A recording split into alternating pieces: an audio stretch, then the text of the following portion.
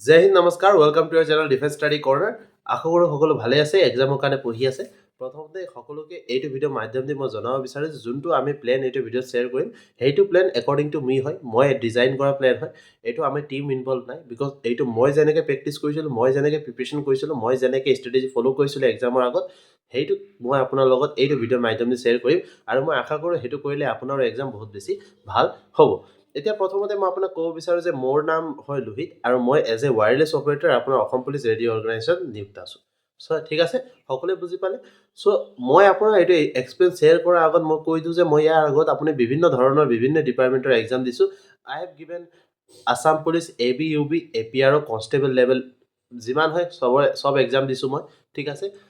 লগতে আপোনাৰ আছাম এক্সাইজৰ এক্সাম দিছোঁ মই APR এক্সাম দিছোঁ লগতে মই DME দিছোঁ গ্ৰেড 3 গ্ৰেড 4 দিছোঁ SSC দিছোঁ ৰেলৱে দিছোঁ এইবিলাক বিভিন্ন ডিপাৰ্টমেণ্টৰ এক্সামবিলাক মই দি থৈছোঁ চ' তাৰ মাজৰ পৰা মই যিমান এক্সপিৰিয়েঞ্চ পাইছোঁ মই কেনেকৈ এক্সাম দিছিলোঁ মই কেনেকৈ পঢ়িছিলোঁ মই কেনেকৈ সেইটো এক্সামটো ক্ৰেক কৰিবলৈ পাৰিছিলোঁ এইবিলাক যোনটো ষ্ট্ৰেটেজি মই ফ'ল' কৰিছিলোঁ এভৰিথিং এইটো ভিডিঅ'ৰ মাধ্যম দি আপোনাৰ লগত শ্বেয়াৰ কৰা হ'ব so' it will be very beneficial for you okay আপোনাৰ কাৰণে বহুতেই এইটো উপযোগী হ'ব ইয়াত স্ক্ৰীনত আপুনি এভৰি ডিটেইলবিলাক পাই থাকিব মই যি কৈ যাম you will get here okay so' ভয় কৰিবলগীয়া আপোনাৰ একো নাই আপুনি নোট ডাউন কৰিলে হয় ঠিক আছে চ' প্ৰথমতে আপোনাক ক'ব বিচাৰোঁ যে we have also' designed ebook for you আপোনাৰ কাৰণে আমি ই বুক ডিজাইন কৰিছোঁ যোনটো ই বুক যদি আপুনি চাই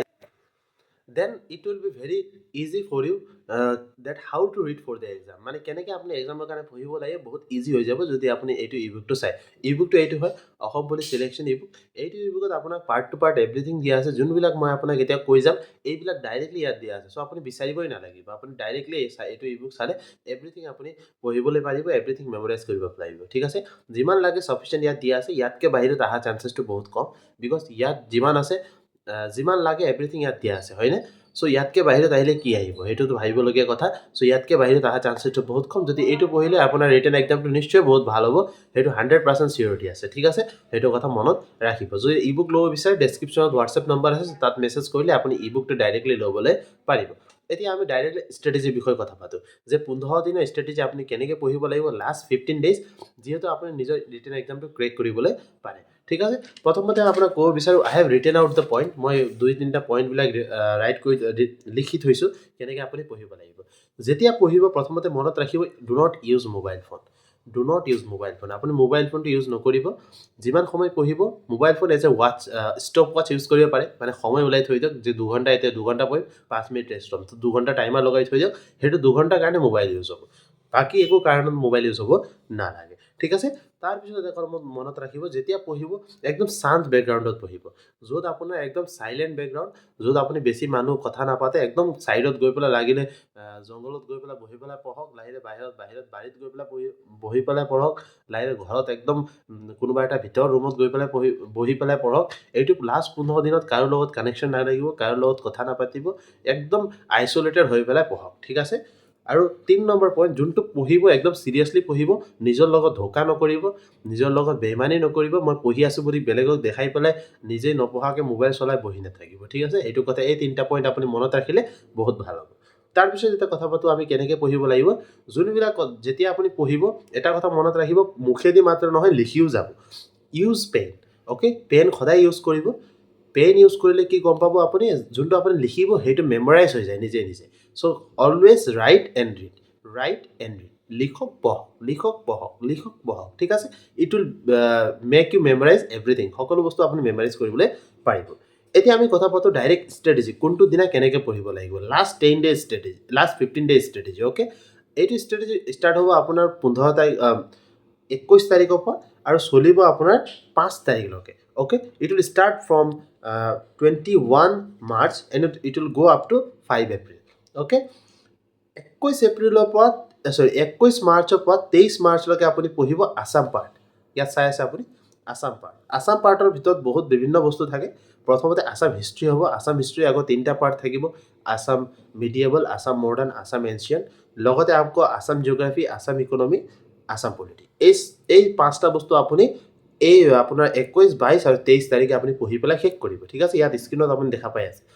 এইটো অলৰেডি একদম পইণ্ট টু পইণ্ট কৰি পেলাই আমাৰ অসম পুলিচ চিলেকশ্যন ই বুকত দিয়া আছে সেইটো ল'লেও আপোনাৰ কাৰণে ৰামবান হৈ যাব আপুনি ডাইৰেক্টলি বিচাৰিব নালাগে সেইটো পঢ়িলে আপুনি কমপ্লিট কৰিব পাৰিব আছাম পাৰ্ট ঠিক আছে তাৰপিছত 24 আৰু 25 তাৰিখ আপুনি পঢ়িব লাগিব আসাম ষ্টেটিক জিকে ইয়াত চাই আছে আপুনি আসাম ষ্টেটিক জিকে এণ্ড আসাম স্কিমছ যিমান স্কিম আছে আৰু সেইটো আসাম ষ্টেটিক জিকে লগতে আসাম মিনিষ্টাৰ্ছ নেম মিনিষ্টাৰৰ নামবিলাক আপুনি পঢ়িব 24 আৰু 25 তাৰিখত আপুনি শেষ কৰি দিব এই তিনিটা টপিক ঠিক আছে ওকে সেইটো শেষ কৰাৰ পিছত আপোনাৰ আসামৰ যোনটো বাৰ্ডেন আছে সেইটো শেষ হৈ গ'ল ঠিক আছে লগালগ আমি 26 আৰু 27 তাৰিখে আপুনি পঢ়িব লাগিব ইণ্ডিয়ান পাৰ্ট ওকে ইণ্ডিয়ান পাৰ্টত আপুনি পঢ়িব লাগিব Indian history Indian economy Indian geography Indian polity Indian history তিনিটা পাৰ্ট আছে same as Assam history ancient medieval and modern যোনটো আমি আমাৰ চিলেকশ্যন ইবুকত আৰামত দিয়া আছে পইণ্ট টু পইণ্ট কৰি পেলাই সেইটো পঢ়িলেতো আপোনাৰ এভৰিথিং ক্লিয়াৰ হৈ যাব 10টা পৰা 15টা কুৱেশ্যনত আমি এটা পাৰ্ট শেষ কৰিছোঁ ভাবক কিমান কনচাইজ কৰি পেলাই কিমান পিক আউট কৰি পেলাই আপোনাৰ কাৰণে কুৱেশ্যন অনা হৈছে ঠিক আছে নহ'লে যদি বেলেগৰ পৰা ৰিচোৰ্চ আনিব পাৰে যদি বুক আছে সেইটো চাই পেলাই এই টপিকটো যোনটো ক'লোঁ এইটো তাৰিখে আপোনাৰ 26 আৰু 27 তাৰিখে শেষ কৰিব ঠিক আছে তাৰপিছত আমি 28 আৰু 29 তাৰিখে আপুনি কি কৰিব লাগিব আপুনি কৰিব লাগিব ইণ্ডিয়ান ষ্টেটিক জিকে কমপ্লিট কৰিব লগতে আপুনি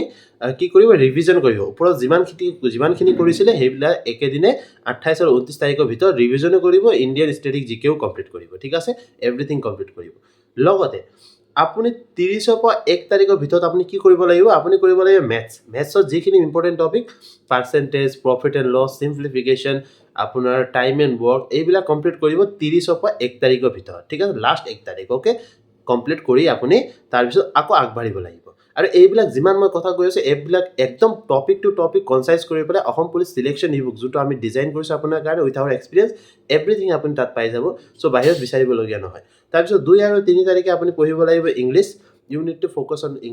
ইংলিছৰ মষ্ট ইম্পৰ্টেণ্ট টপিকবিলাক আপুনি চাব লাগিব 2 আৰু 3 তাৰিখে তাৰপিছত আপুনি 4 আৰু 5 তাৰিখে চাব লাগিব ৰিজনিং ওকে 4 আৰু 5 তাৰিখে আপুনি ৰিজনিং শেষ কৰিব লগতে ৰিভিজন শেষ কৰিব ৰিজনিং এদিন কৰিলে হ'ল 4 তাৰিখত ৰিজনিং শেষ কৰিব পাৰি 5 তাৰিখৰ দিনা আপুনি ৰিভিজন কৰিব যিমান ওপৰত পঢ়িলে এভৰিথিং চব ৰিভিজন কৰিব ঠিক আছে মক চক দিব কোৱা নাই ৰিভিজন কৰিব তাৰপিছত যদি সময় পায় ৰাতি নেক্সট দিনা 6 তাৰিখ যদি ৰাতিপুৱাও সময় পায় ৰাতিপুৱা একদম 3টাত উঠি পেলাই যদি সময় পায় then you can do also' mock যদি ৰেলত গৈ থাকে ক'ৰবাত বেলেগ জেগাত যদি এক্সাম হৈছে ৰেলত বা বাছত গৈ থাকোঁতেও মক দি থাকিব পাৰে মক দিবলৈ সময় নালাগে ঠিক আছে আজিকালি আনলিমিটেড এমাউণ্ট অফ ৱেবছাইট আছে য'তো আপুনি মক দিব পাৰে বুজি পাইছেনে চ' এই হিচাপত আপুনি ষ্ট্ৰেটেজি ফ'ল' কৰক মই আশা কৰোঁ যে আপোনাৰ এক্সাম 100% ভাল হ'ব আৰু এইবিলাক যোনখিনি কথা আপোনাৰ লগত শ্বেয়াৰ কৰিলোঁ একদম কনচাইজ কৰি পেলাই আমাৰ অসম পুলিচ চিলেকশ্যন ইবুকত আমি দিয়া আছে যদি সেইটো ল'ব বিচাৰে ডেছক্ৰিপশ্যনত আপোনাৰ নম্বৰ আছে তাত মেছেজ কৰিলে আপুনি এবছলিউটলি ল'বলৈ পাৰিব ঠিক আছে চ'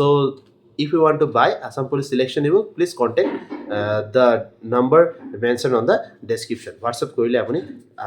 ল'বলৈ পাৰিব এডমিনে আপোনাক ৰিপ্লাই কৰি দিব আৰু এইটো ষ্ট্ৰেটেজি আপুনি ভালকৈ ফ'ল' কৰক এইটো ষ্ট্ৰেটেজি ফ'ল' কৰাৰ লগে লগে আপোনাৰ নিশ্চয় এক্সামটো ভাল হ'ব এইটো ষ্ট্ৰেটেজি যোনটো মই ফ'ল' কৰিছিলোঁ আৰু মই কেনেকৈ এক্সামটো দিছিলোঁ আপোনাৰ আগত মই একদম শ্বেয়াৰ কৰিলোঁ এটা কথা মনত ৰাখিব exam is not and of life exam কেতিয়া লাইফৰ অন্ত নহয় এটা এক্সাম দিলোঁ তাৰপিছত বিভিন্ন ধৰণৰ এক্সাম দিবলৈ আপুনি টাইম পাব বা আপুনি চান্স পাব ঠিক আছে এইটো কথা মনত ৰাখিব আৰু এক্সাম দিয়াৰ সময়ত মটিভেট হৈ যাব ভয় নকৰিব ৰিটেন এক্সাম নিশ্চয় ভাল হ'ব পঢ়া সময়ত পঢ়িব যেতিয়া খোৱা সময়ত খাব তাৰপিছত স্লিপিং সময়ত শুব ঠিক আছে সেইটো কথা মনত ৰাখিব আৰু এনজয়মেণ্ট সময়ত বাহিৰত গৈ পেলাই এনজয় কৰিব একদম ভিতৰত আইচলেট হৈ থাকিবলৈ কোৱা নাই যোনটো সময়ত পঢ়িব সেইটো সময়ত আইচলেট হৈ যাব একদম কাৰো লগত কথা নাপাতিব কিন্তু যোনটো সময়ত নপঢ়ে সেইটো সময়ত বাহিৰত গৈ পেলাই কথা পাতিব হয়নে অলপ মন হালকা কৰিব ঠিক আছে সেইটো কথা মনত ৰাখিব বাকী আশা কৰোঁ ভিডিঅ' চাই পেলাই আপোনাক অলপ ইউজফুল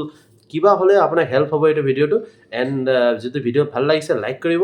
চেনেলটো নিউ হয় যদি ছাবস্ক্ৰাইব কৰিব এণ্ড যদি নহয় কমেণ্টত #DSP family বুলি মেনশ্যন কৰিব এণ্ড